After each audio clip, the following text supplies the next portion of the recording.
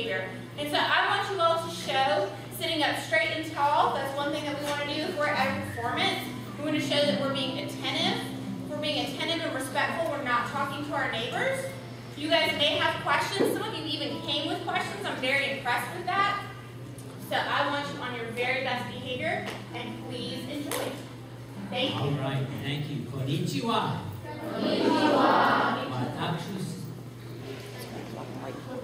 Oh no, I forgot my Spanish. 45 years ago, actually, I've forgotten my Japanese. Gosh, I'm all tongue-tied. 45 years ago, I was living in Japan. I lived there for 11 months, and during that time, I learned to speak pretty well, but 45 years is a long time. 50 years ago this year, I was living in France. It was my sophomore year in college, and I was living in southern France. About 20 years ago, I was traveling throughout Latin America, and then again about 15 years ago. So I've been around a lot, but since then, I've been traveling through books, and I'm going to show you some slides, but I'm also going to tell you about some books and tell you some stories. I hope you'll enjoy it, and I hope you'll be inspired to do some reading when I get done. I know you're 5th through 7th graders, and it's kind of tough to get 5th through 7th graders to sing, but I'm going to teach you a really easy song and see if some of you will sing along. Okay? It goes like this. We're all family under one sky. We're a family under one sky. We're all family under one sky. We're a family under one sky. Now I'll start with a really easy part. I'm going to sing a line. You guys sing it back to me. We're people. We're people. We're animals. We're flowers. And birds in flight. I say we're people. We're animals. We're flowers. And birds in flight. Pretty good. Now try this with me. We're all family under one sky. We're family under one sky. Try it with me. We're all family under one sky. Family under one sky. We've got light skin. We've got dark skin. We've got straight hair. And curly too. We speak English. We speak Spanish. We're different, but we're the same. And we're all a family under one sky. We're a family under one sky. We're all family under one sky. We're a family under one sky. We're American. We're Russian. We're Italian. And Vietnamese. We're Arab. We're Israeli. South African. And Chinese. And we're all family under one sky. We're a family under one sky. We're all family under one sky. We're a family under one sky.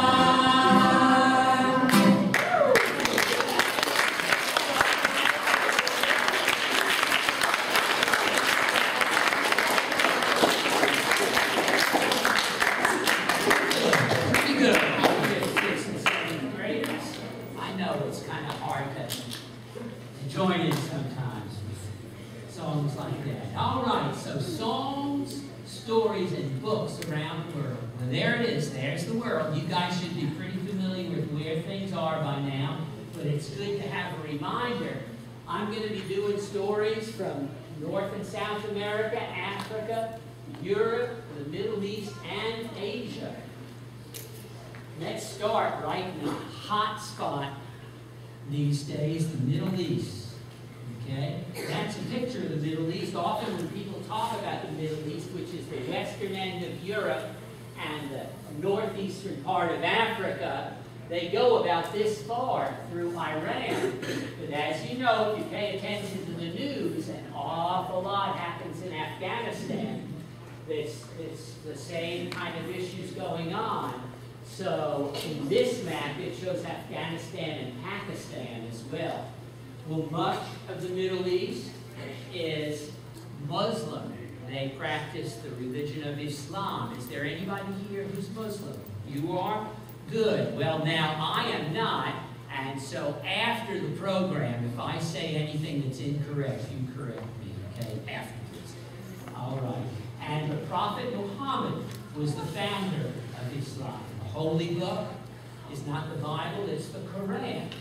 And there are 5 pillars of Islam. To believe in no God but Allah, and Allah just means God in Arabic. To believe in God, and that Muhammad is his prophet. To pray 5 times a day. To fast during the month of Ramadan. To give a share of your personal wealth to the poor. That's one of the 5 pillars. And to perform a pilgrimage, which a lot of people don't get to do, but that's a goal, to Mecca at least once in a lifetime. And many Muslim women wear a hijab over their head. Okay?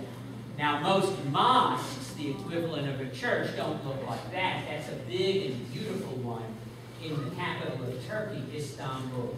And it just happens that the first story I'm going to tell you comes from that country of Turkey. It's one of many, many stories told about a man who really lived, whose name was Nasredin. Hodja wasn't really his last name. Hodja means teacher. He was considered a teacher, but he taught in a very odd way. Many of the stories that people have been telling ever since show him sometimes acting very foolish, and other times he acts very wise. And sometimes there's kind of a mix of the two. The story I want to tell you, I learned from another book, but you can find a version of it in the picture book called The Hungry Coat. Okay? It goes like this. One time, the Hodja was invited to a banquet at the home of the Mukhtar, a very important man in his village. Now, the Hodja was considered a wise man, Nasredin, in his village. And he loved to eat. So being invited to a banquet was perfect. All day long, as he was working in the garden, he was thinking, all that delicious food. As I'm eating that food, people will be asking my opinion about all kinds of interesting things. It will be great. All day long, he was thinking about that as he was working in the garden, and he was thinking so hard that he didn't pay attention to the time. And before he knew it, the sun was setting, and he realized that he did not have time to go home and bathe and put on his beautiful clothes and arrive at the banquet on time. Well, that was a problem. He didn't want to be impolite to his host, and so he decided the best thing was to go to the banquet dressed in his clothes that he used for gardening. He even had some dirt on his hands and his clothes. But when he went into the banquet, the Mukhtar paid him no attention. And he let him be seated way back in a far corner of the room at the end of a long table. By the time the delicious food got to the end of the table, there was nothing left. Well, there sat Nasredin at the end of this table. He was hungry. He'd been working all day. He hadn't eaten. And worse than that, his feelings were hurt because he was a very important man in the village, and here he was stuck in the corner of the Mukhtar and not even bothered to greet him. Well, with his feelings hurt and his stomach empty, he got up, he slipped out of the banquet, and he went home. When he got home, he took a good bath, and then he put on his most elegant clothes. He put on a flowing shirt. He put on his baggy pants, which were the dressy pants for Turkey. He put on a beautiful turban, and on top his new fur coat. And with that, he went back to the banquet. Well, now this time, when he entered the banquet, the Mukhtar rose to meet him. He took him and he seated him right beside himself in the place of honor. And the trays of food started coming to him, and the Mukhtar and everybody was asking him questions. But as he reached for the food, instead of putting it in his mouth, he started putting the food into the pockets of his jacket. And that included all kinds of different sauces and everything, so the Mukhtar could see all this food piling up in his pockets. When the pockets filled up, the Hodja took the food and he began to rub it into his chest. He even rubbed some in his beard. He kept going on like this until the Mukhtar said, "Hodja, what are you doing? Have you lost your mind?" "No," said the Hodja, "I'm just trying to teach you a little lesson. You see, when I came here earlier dressed in my work clothes, you did not even greet me. And you seated me in a corner where there was no food. Now when I came back dressed in these elegant clothes, you treated me as the guest of honor. Well, I haven't changed, so it must be my clothes that you're honoring. Out of respect for my clothes, I'm feeding them first. Eat my clothes," he said. "You are the guest of honor." And with that, he got up and he left the banquet.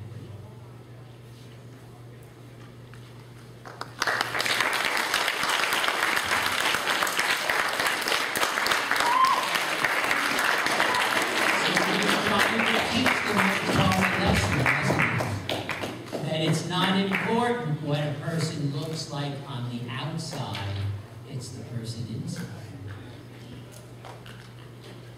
And that's a good thing to remember in a global school, that people may look really different. They may be different in certain ways, but on the inside, we are really very, very similar.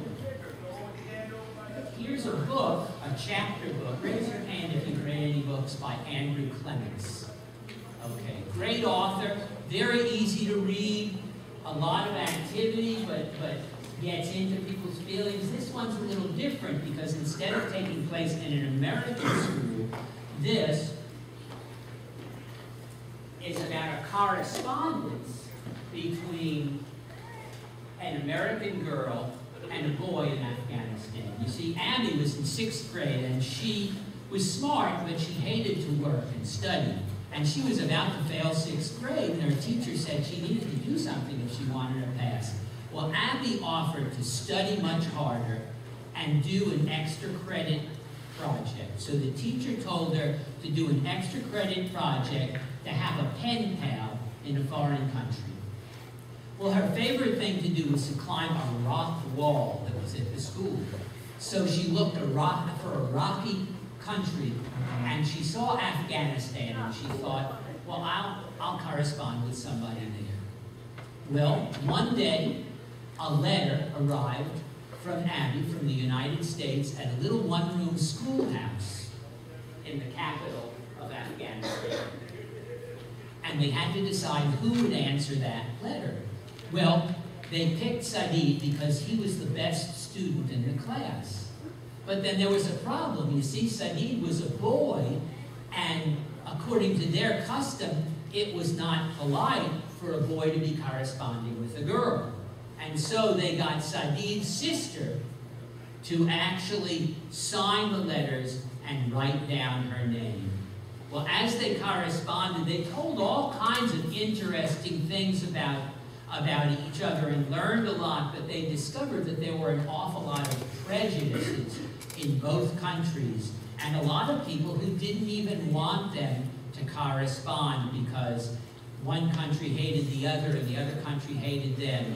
And so they learned a lot, and the people who were around them learned a lot. In a way, this book is kind of an extension of the story that I just told you about Nasredin Hodja. Great book. Latin America. This is Latin America. Raise your hand if you speak Spanish or your parents speak Spanish. Okay. Great. Okay. I had a big discussion with this with my wife, who is from Colombia in South America. She said to be Hispanic, you have to speak Spanish, but that's not true. Even if you don't speak Spanish, if your parents do, or your grandparents, you're still considered Hispanic. Well, these are all Hispanic countries down here, except for Brazil, which speaks Portuguese, and I think one other little one. There's 20 different countries. Very rich cultures, very different, but some similarities too.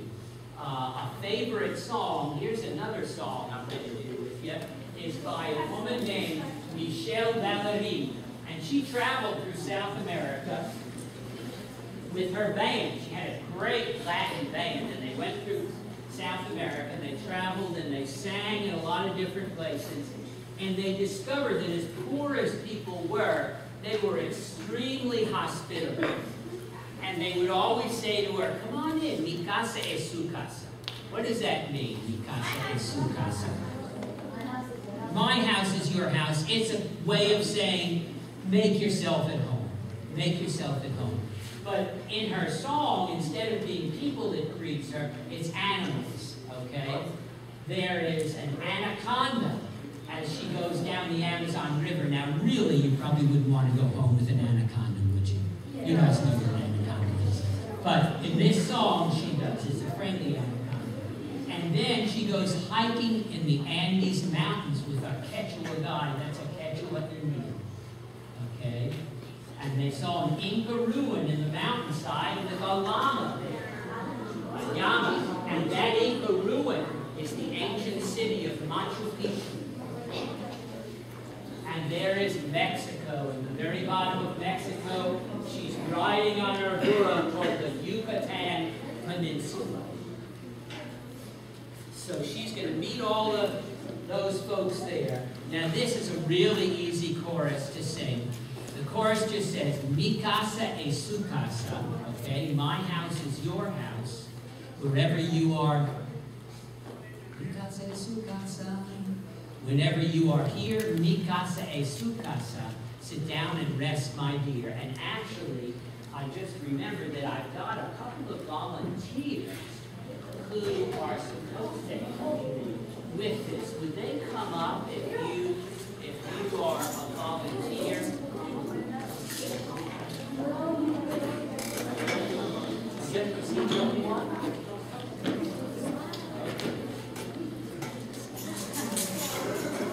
You guys know, who knows what this instrument is? Very popular in Latin music. This is a güiro. Okay, and this one comes from Peru. Okay, hold on to that.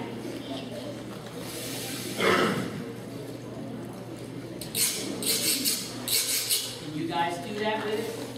Okay. Da, da, da, da, da, da, da, da. Okay. All right. And I've got 2 little maracas and 1 big maraca. Okay. So as I play this song, I want you guys. Now, if you're playing that, what I want you to do is play a rhythm like this. You do that? Great. And if you're doing that, I want you to just kind of play on the off beat. Da, da, da, da, da, da, da, da, da, da. Okay, let's see how they do. Now, you guys will just kind of line up right over there. Come on up here where they can. All right. Great. You ready? All right. Here's how it goes. I've had a share of travel and dreams. I've been around the world, it seems. I never worry where I stay, because wherever I go, I know someone will say, here's the chorus.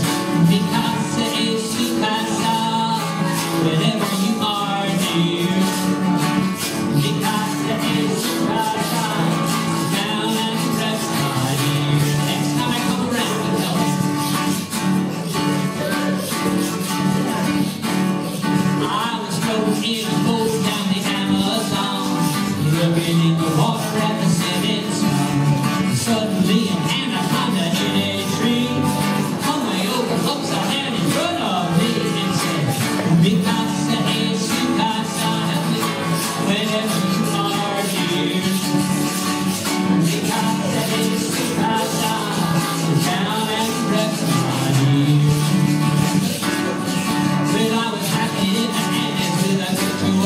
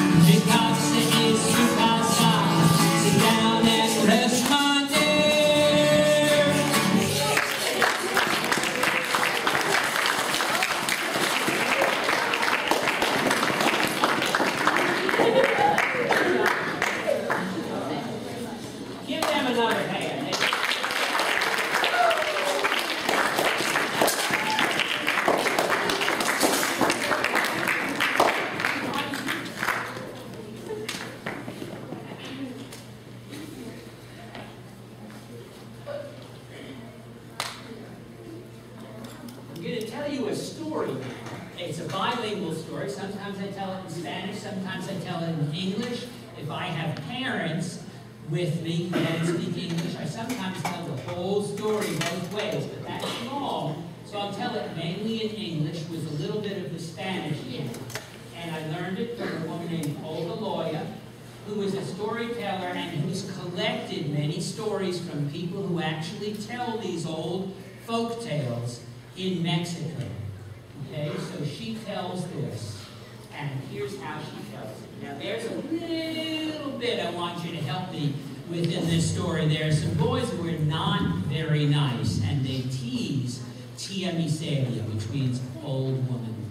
Aunt Miseria, excuse me. And they tease her like this. They say, Tía, Tía, Tía Miseria.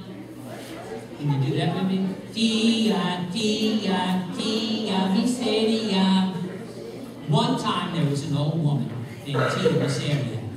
She lived way out in the country. Now her life was pretty good. She had herself a nice garden, una huerta. She had some chickens, unos pollos. But her favorite thing was her pear tree.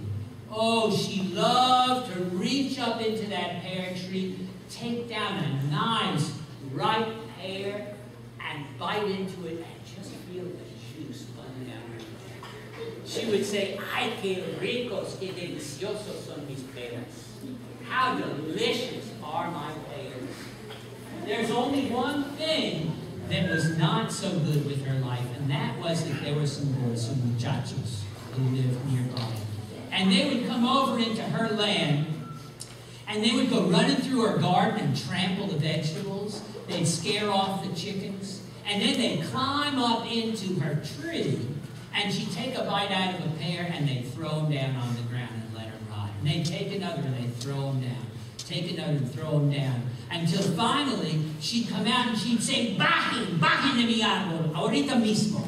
Come on down out of my tree right now. But they say, no estamos listos. We're not ready. And then they would do what would really irritate her. They'd say, Tía, Tía, Tía Miseria, Tía, Tía, Tía Miseria, and she'd get really upset. Well, one night, there was a knock on Tía Miseria's door. She opened the door, and there stood a young man. And he said, Tía Miseria, he said, I've been walking for several days, and I need a place to stay. Could I stay in your house with you? Sí, como no. She said, mi casa es su casa. Yeah, come on in, she said. Well, she made him a nice supper. She made him some frijoles and some eggs for her chickens, some fried beans, refried beans. And she made some arroz, and she made some greens. And she gave him seconds. He ate till he was filled up. And then she spread out a little straw there by the fireplace, and he went to sleep. Well, in the morning, he got up and he says, Tía Miseria, you've been very nice to me. And so I want to thank you. I want to give you a gift. He said, Yo soy un mago. I'm a magician. And I'm going to give you a gift that you can have one wish, and whatever you wish for, it will take place. It will be. She said, quiero plata, do I want silver? Quiero oro, do I want gold? No, she said, I don't want those things. She said, I know what I want. I want that the next person who climbs into my pear tree cannot get down until I say the magic words. Well, he said, that's a strange gift, but a strange wish, but it's your wish, and so it will be. Well, a few days later, guess who came? In came those muchachos. And they went running through her garden, trampling everything, scaring her chickens.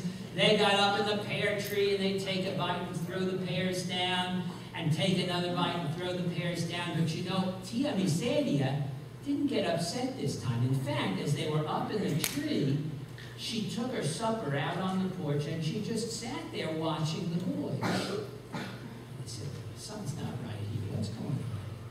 What's going on? She sat there eating her supper, and she wasn't getting irritated, so they were starting to get worried, and soon it started to get dark. So they tried to tease her. They said, Tía, Tía, Tía Miseria. And she said, come on down, come on down. No, no estamos listos. And so they stayed up in the tree, and then it started to get dark. They said, well, this is no fun, let's go home. And they tried to get down from the tree, but they couldn't. They were stuck. El encanto estaba en fuerza. The spell was in force. And they said, Tía Miseria, let us come down. She said, no, no estoy lista. I'm not ready. They said, what do you mean, Tía Miseria? Let us come down. No, no estoy lista. She went into the kitchen. She got herself a cup of coffee. She came out on the porch, and she just watched them as they said, Tía Miseria, por favor, déjanos bajar. Come on, let us come down, Tía Miseria. Let us come down. It was getting darker and darker. The boys were starting to cry, Tía Miseria, déjanos bajar. Let us come down. Tía Miseria just sat there drinking her coffee. She walked over to the tree while they cried and begged and cried and begged. She finished her coffee, and she said, you promise if I let you come down that you will never, ever come back here again? Sí, lo prometemos. Yes, we promise. Bajen, bajen, bajen de mi árbol.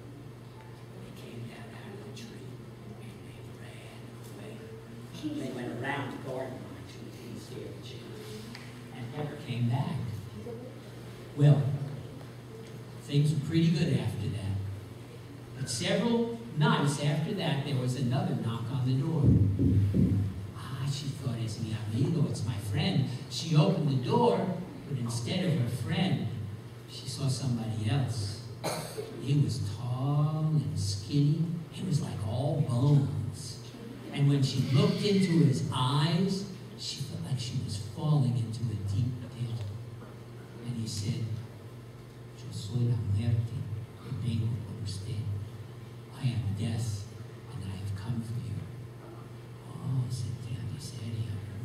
What am I going to do? She thought quickly. She said, sí, yo sabía que tú ibas a venir. Yeah, I knew you were coming, pero tengo mucho hambre. I'm very hungry, she said. I need to eat something before we go because it's a long journey. He said, I've got a busy schedule. Go on and eat. Hurry up. She said, you know what I'd really like? You know what she's going to want to eat? She says, I'd like some of my pears. I have the most delicious pears.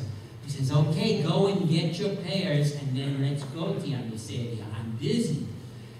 She said, yo soy una viejita. I'm an old woman. I can't go up there and get those pears. She said, you go up and get them. Death says, what do you mean nobody talks to Death like that? She says, I'm not going until you get me some pears. All right, he says. So Death climbed up the tree. He got up in the tree and he picked out 5 or 6 pears and he threw them down, and then he started to come down, but he couldn't get down. El encanto estaba en fuerza. The spell was in force. He said, Tía Miseria, déjame bajar, let me come down. She said, no, no estoy lista. I'm not ready. He said, what do you mean you're not lista? What do you mean you're not ready? I'm deaf. She said, no, no estoy lista. She left him up there all week. She left him up there for a month. She left him up there for a year. Well, pretty soon, the minister came by and said, Tía Miseria, you know what? Nobody's dying, and they don't want to come to church because they think they're not going to die. And the grave digger from the cemetery came, Tía Miseria, I don't have any work. She said, why don't you try a new job? Well, it went on like this for several years. Death was stuck up in that tree and no one was dying. Finally, Tía Miseria had an old friend. She was older than Tía Miseria and she was all bent over and she was sick and she was infirm and she was aching and she said, Tía Miseria, por favor, yo estoy cansada, I'm tired. Me duele, I'm hurting. Por favor, déjalo bajar, ya me quiero ir. Let him come down, I'm ready to go. And so Tía Miseria went up to that tree and she said, do you promise if I let you come down out of that tree, you're never coming back here again? I promise. Baje, baje, baje de mi arma. Death came down out of that tree, picked up Tía Miseria's friend, and went running out of that place. And you know what? He kept his promise. Death never came back for Tía Miseria. And they say to this day, that is why there is misery on this earth.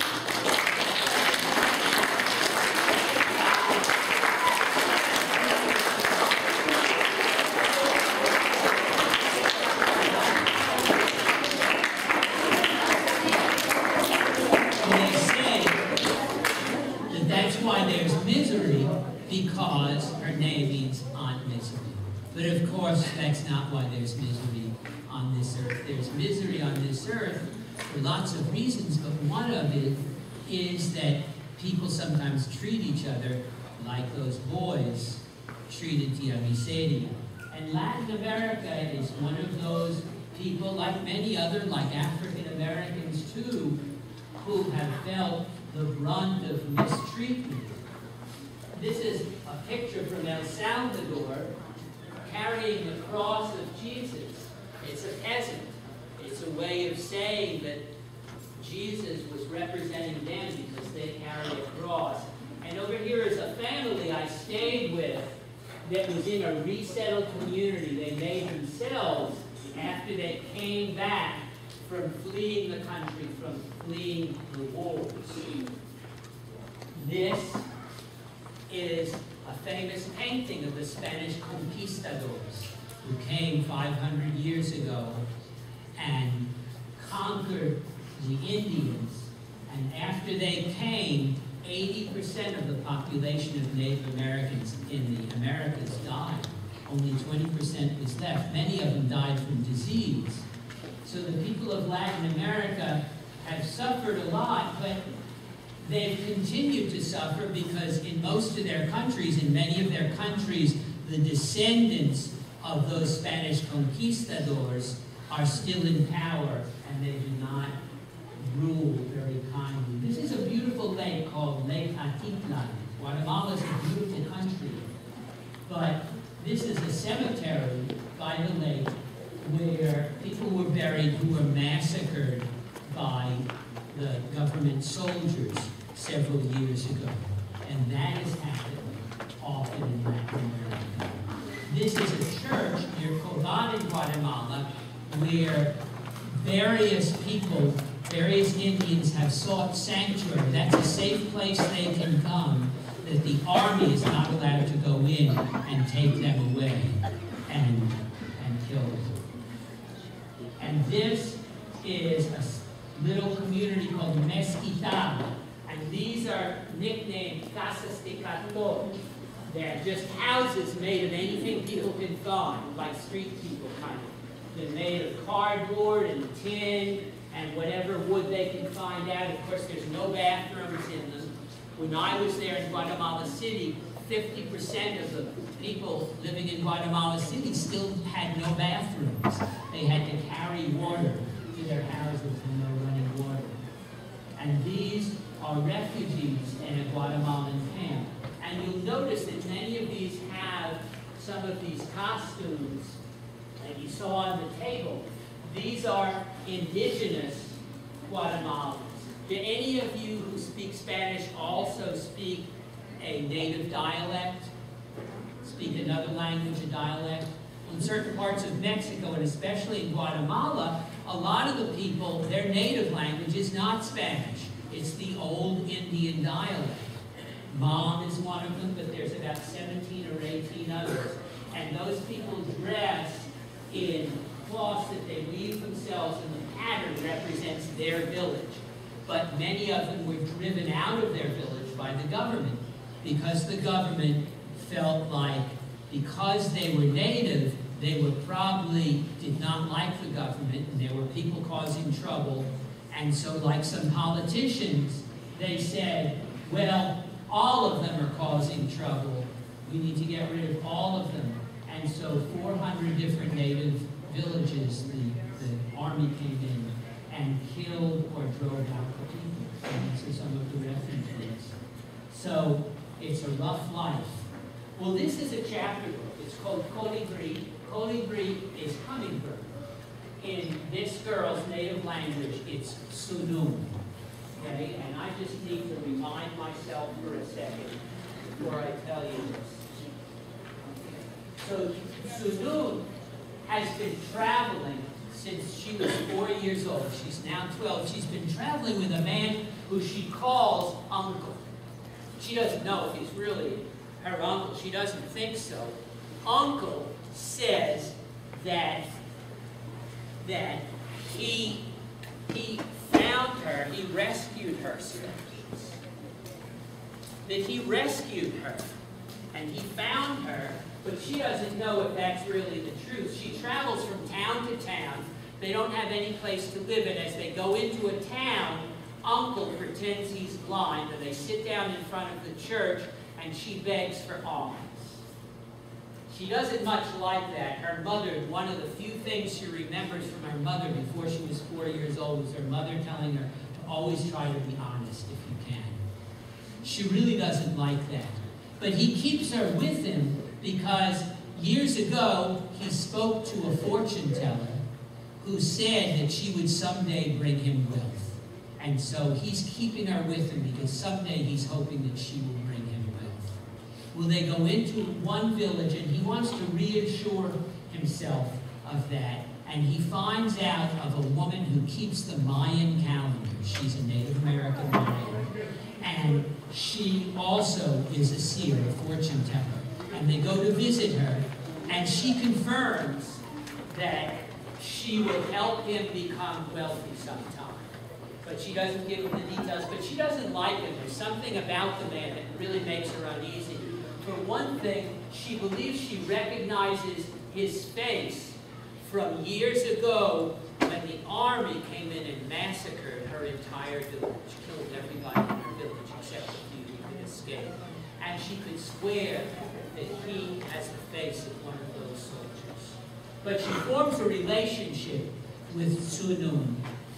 And that night, Sunun comes back, that next morning rather, when she's supposed to go to the market, and she asks Doña Celestina if she would accept her as her daughter. Well, Doña Celestina has a warm heart. She's a kind woman, but she says it would be a problem if we ever contested with him in court, and I didn't know for sure if you wanted to do that. But then, Uncle comes up with a new scheme, which is worse than his usual scheme. An old friend of his, who just happens to be from the army, and he wants to go into a church in San Sebastian and steal a very beautiful statue from inside the church. For those of you who go to church can imagine that that's not only stealing, but it's a sacrilege. And he tells her that her job is to go into the church in the day and hide away, and then at night to open the door so they can come in and steal the statue.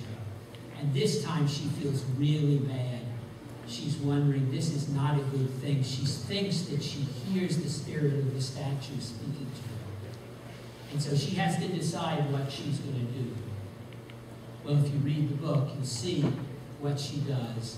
This book is very much about making tough decisions in difficult places, because you see, she stayed with her uncle not because she likes him, not because he loves her, but because he's afraid of what he'll do to her if she tries to leave. And of course, he's especially afraid of what he'll do to her if she doesn't go along with his plans. So that's Colibri. Wonderful, wonderful book. Here are some other books that you may have heard about. Esperanza Rising. Raise your hand if you've read this book. Very few. This is really a very popular book. I'm sure you have this one in your library, don't you? It's won many awards. Esperanza is the daughter of a wealthy landowner in Mexico, and he dies. And her uncle, the brother-in-law of her mother, is a real creep, and he wants to force Esperanza's mother into marrying him. You see, he's forged the papers, and it looks like he's the one to inherit the land. And so to avoid doing that, the family goes to the United States, and they live as migrant workers. And it's a tough life. Esperanza is no longer the rich girl on the hill. In fact, she's working right beside the girl who used to be her servant. And Esperanza needs to learn to grow up and to take responsibility and do hard work. And she does that. Another story about a girl in the United States whose father has been sent back to Mexico for driving without a license. And she's waiting for him to come back. Anybody know who Cesar Chavez is? Have you read about him in history classes? Very good. He's one of my heroes. He's kind of the Hispanic equivalent of Martin Luther King. He led the United Farm Workers who pick all the fruit and vegetables that we eat that come from the West and help them organize so that they would be treated decently. And that's him leading a very famous march where he started out on a 400-mile march with 14 people to the capital of Sacramento to demand the right to bargain as a union. And when he got to the capital, they had grown to 10,000 different people. And the company signed a contract. Really? Okay. Well, that is Europe. This is Western Europe. And there's Eastern Europe over there. And many of the European stories and songs are continued right here in North Carolina, in the North Carolina mountains. This is an old woman. She's gone now. This picture was taken about 35 years ago when I took my students, when I taught high school, to visit her, Ellie Norton. And she has learned songs that have come down through her family for 300 and 400 years. And she passes them on. This is one of her nieces. This was her when she started learning them when she was young. This is her a few years ago when she's now Deli's age. And she's still carrying on these songs. Recently, I had the opportunity to hear one of her nieces sing. And she said that of the songs that her grandmother used to sing, they asked her, she was doing an interview with people in England because a famous English collector named Cecil Sharp had come 100 years ago and collected old English songs in the southern Appalachian Mountains in Madison County.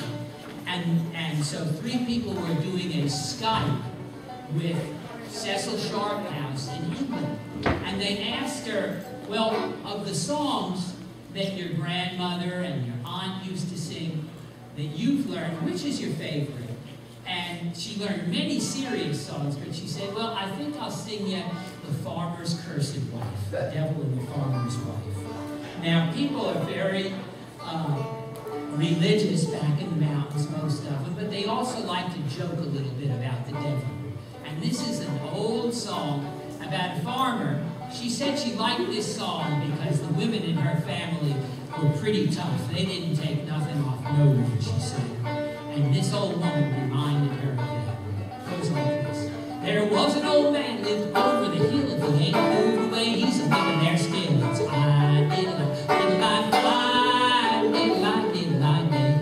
well, the devil come up to the farmer one day, says, one of your family I'll take away. And it's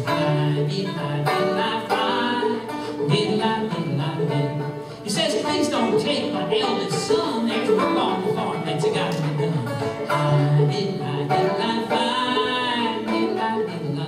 If you feel like singing that, come on. Ah, but you can have my nagging wife. By heaven, she's the curse of your life.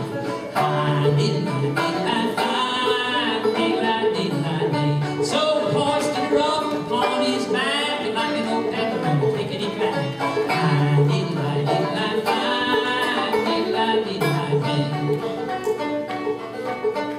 He set her down by a fork in the road, said, "Oh, lady, you're one devil of a load."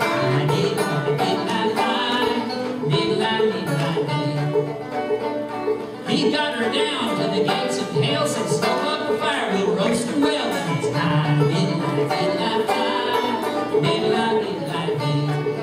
come a little devil with a ball and chain. She knocked with a foot out, she knocked out his brains.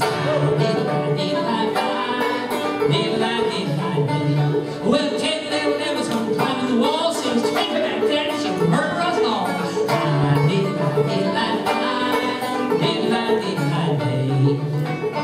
So pick the old lady up on his back, and like an old paper grader, back in her back, and it's the farmer's out there in the field, and who should come by but the devil? And he's got his wife with him. He was trying to get rid of her. He says, "I've been a devil most all my life, but I never knew the hell to protect your wife." And it's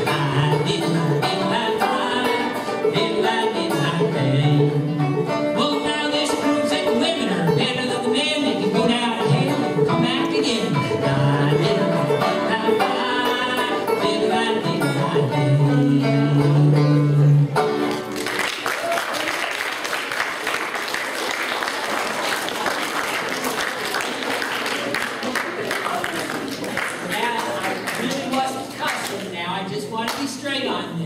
Because you're cussing if you say, "What the?" That's cussing. But if you're talking about a place called hell, well, there isn't really another word for it. But of course, one of the reasons she said she liked the song was it was one of the few times that they were allowed to say that word. The only time they were allowed to say that word in their house. Well, the stories that come from Europe, you know many of them. They're the familiar fairy tales. I won't tell you one, but I'll point out that in recent years there's been lots of books that have been written based on the fairy tales, kind of fractured fairy tales they're called. Now, who knows the story of Rumplestiltskin? Raise your hand. All right, Rumplestiltskin, right? The miller's bragging to the king, says, "Oh man, my daughter, you ought to marry my daughter. My daughter is so good she can spin straw into gold." He says, "Is that so? Let's see. Let's see it." So he brings the girl over there, and he gives her a pile of straw and says, "Let's see you spin this into gold. If you can, I'll marry you. If you can't, you'll be dead tomorrow." Well, she can't do it, but she meets a little man named Rumpelstiltskin who does it 1, 2, 3 nights, and he asks for something in exchange each time, and finally she's got nothing else, and he demands her youngest son when he's murdered. Remember, the story ends up that the only way she can get out of it is by guessing his name, Rumpelstiltskin.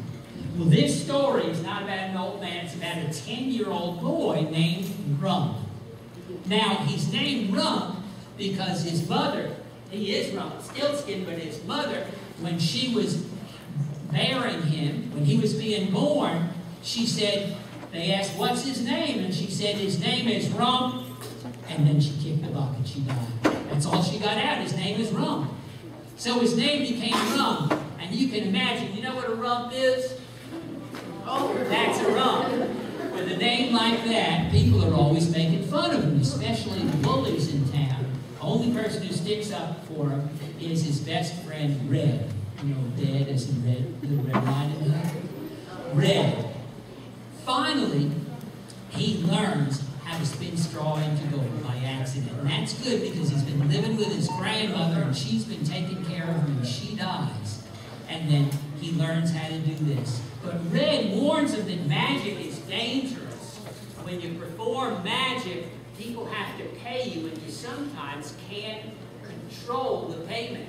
And it just so happens that he ends up spinning the straw for this girl, and she's supposed to pay him with her youngest son, her youngest child, her baby that is born. Well, he doesn't want that. And so he goes on a journey. He figures if he can find out the rest of his name, then he will learn some things that will help them get out of that. So he goes on a long quest, a journey. He meets pixies. Pixies aren't these nice little fairies like in Disney movies. They're these things that are kind of like gnats that go all around you. He meets some trolls who are really smelly and want to kill him. He meets a lot of things. If you want to see whether he's able to get himself out of that, then read this book. But it's a great book. And the school that I worked at last year, several of the girls said, and boys said this was their favorite book they had ever read. This is another novel. It's a novel of a Jewish girl who escapes from Russia. My ancestors were Jewish people who came from Russia because at the time they came, there were the pogroms, and the Tsar, the king's soldiers, were killing many of them and driving them out of their homes. Well, I'm not going to make it, and I'm trying to decide, let's see, let's go on. Let's go to Africa, okay? There are so many wonderful folk tales in Africa, and you know, to read folk tales, you can go to one particular place in your media center, and I will bet that you'll find lots of folk tales. Am I right, Miss Morgan? Yes. Anybody know the number where those folk tales are? No students? Miss Morgan does. What number is it? Those are 398.2. 398.2, and you will find hundreds of great stories. But I have one that's especially favorite of mine that comes from Africa, but it's told in Haiti. Haiti is over here, mixed in with Latin America. In fact, it's part of an island called Hispaniola. Haiti on the west side, they speak French, and over on the right side of the Dominican Republic, they speak Spanish. Okay? Well, this is the book that my tale comes from. It's called The Magic Orange Tree for Other Haitian Books. And it was collected by Diane Wolkstein. There she is in Haiti listening to a storyteller. And she heard many, many wonderful stories there. And this is mine. This is one of my favorites. It's called Owl.